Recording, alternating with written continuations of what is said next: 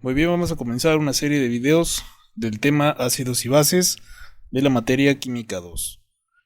Bien, vamos a mencionar algunas características de los ácidos y de las bases. Bueno, los ácidos tienen sabor agrio, ¿sí? Por eso el vinagre tiene ese sabor característico, debido a que tiene un pH bajo y entonces le proporciona ese sabor un poco agrio, ¿sí? Ocasionan cambios de color en los pigmentos de los vegetales y por ello cambian de color el papel tornasol de azul a rojo, ¿sí? El papel tornasol son unas tiras que indican el pH de alguna sustancia, ¿sí? En rojo quiere decir que la sustancia es ácida y si se pinta azul eso quiere decir que es una sustancia básica.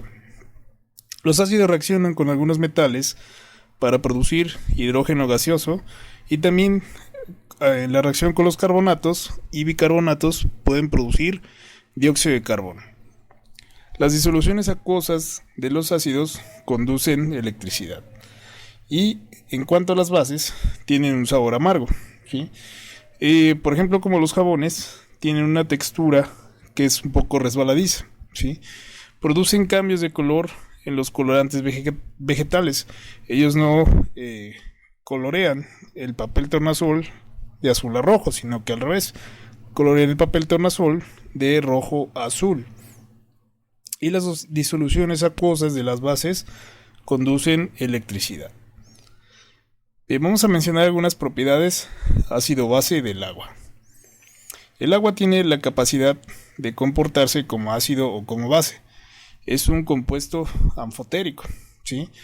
Es decir, que tiene la peculiaridad de reaccionar como ácido o como base, según la reacción lo necesite. Y puede presentar una ligera ionización. Esta sería la reacción de ionización del agua. Agua en estado líquido se convierte en hidrógeno, ¿sí? Un ion hidrógeno más un ion hidroxilo, ¿sí? Esta es la reacción de ionización del agua. En el estudio de las reacciones ácido-base, la concentración del ion hidrógeno, ¿sí? O el ion hidróneo, ¿sí? H+ es muy importante ya que nos indica la acidez o basicidad de una solución. El agua pura a 25 grados centígrados tiene concentraciones iguales de el ion hidróneo, ¿sí? Y el ion hidroxilo, y sus valores son los siguientes.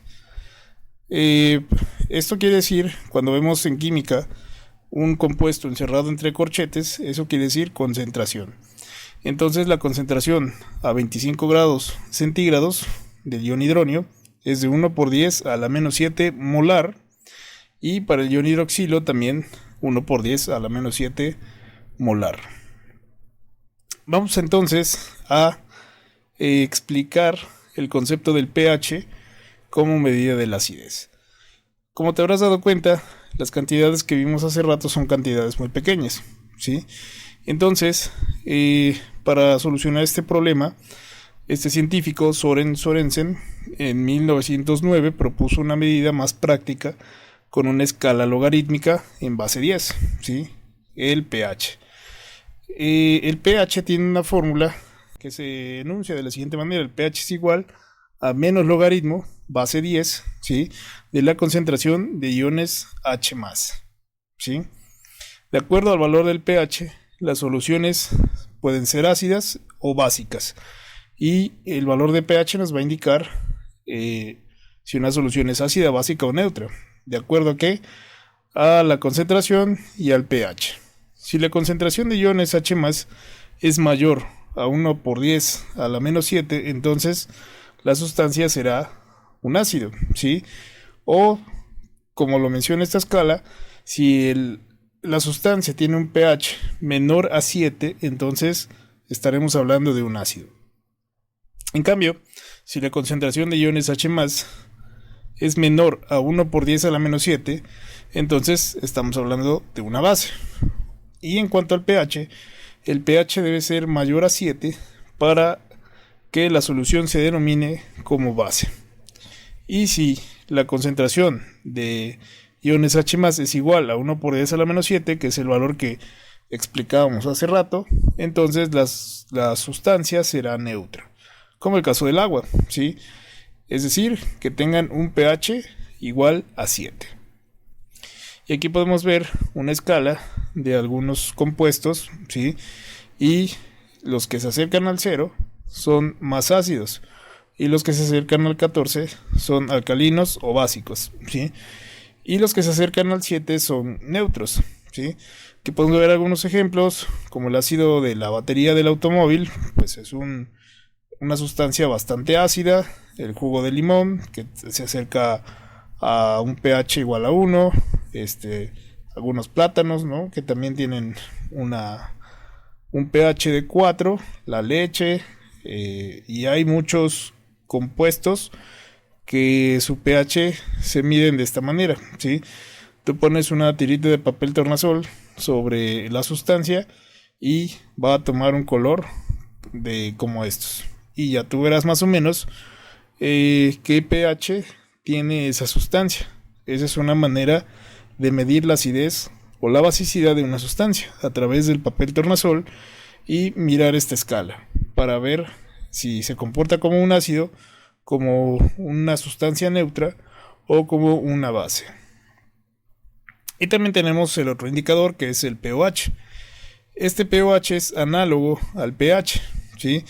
Solo que este factor pOH no toma en cuenta la concentración de iones H+, sino que toma en cuenta a los iones hidroxilo, y por eso se denomina pOH. Su fórmula es parecida a la de hace rato, solamente que el pOH va a ser igual a menos logaritmo de la concentración de iones hidroxilo.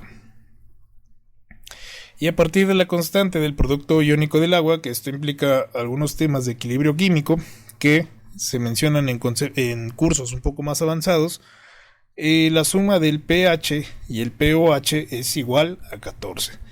Esta ecuación es muy importante, ¿sí?, ya que conociendo el pH podemos calcular el pOH o viceversa. Conociendo el pOH podemos determinar el pH. Y por último, si nos pidieran calcular la concentración de iones hidronio, H+, o la concentración de iones hidroxilo a partir del pH o el pOH, se debe aplicar algo que llamamos en matemáticas un antilogaritmo en ambas fórmulas. Vamos a explicar esto. La fórmula del pH es igual a menos logaritmo de la concentración de iones H+. Y si aplicamos el antilogaritmo, ¿sí?, entonces la concentración va a ser la base 10 elevada al exponente menos pH, ¿sí? Es decir, el valor del pH, si tiene un pH por ejemplo de 2, entonces sería 10 a la menos 2. Y de igual manera podemos calcular la concentración de iones OH, ¿sí?, aplicando el antilogaritmo, ¿sí?, y elevándolo al exponente del valor negativo del pOH, ¿sí? ¿Por qué tiene un 10? Bueno, porque cuando un logaritmo no tiene una base definida, eso quiere decir que su base es 10.